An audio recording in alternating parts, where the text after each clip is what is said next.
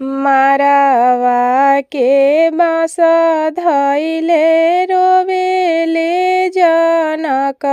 बाबा नयना झरा झरिलोर नयना झरा झरिलोर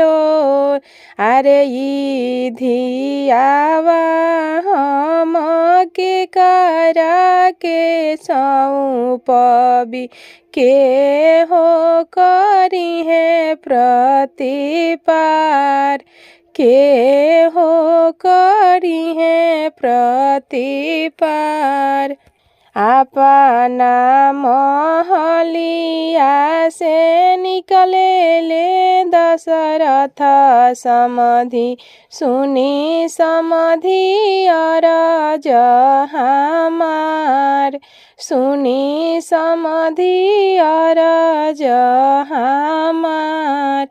अरे ई धियावा समधि हमरा हाथे सौंपबी हम ही करब प्रतिपार हम ही करबी प्रतिपार बीचे आंगनमा से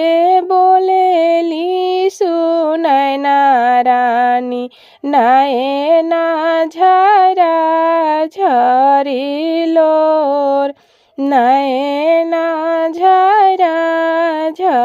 झरिलोर अरे ई धियावा रामजी रौरा हाथे सौंपबी रौरे करबी प्रतिपार रौरे करब प्रतिपार सोरही गैया के दूधवा पियवनी हो फुलावा ऐसन सुकवार फुलावा ऐसन सुकवार अरे ई धियावा रामजी जतन से राखबी आचारा धूमिली जनी हो आचारा धूमिल जनी हो रंग महलिया के लोते लोते राखबी कुइया भर न रहे पानी कुइया भर न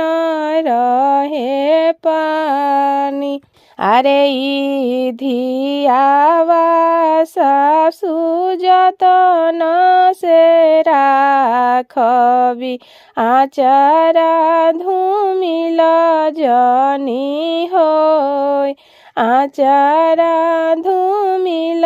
नाही होय।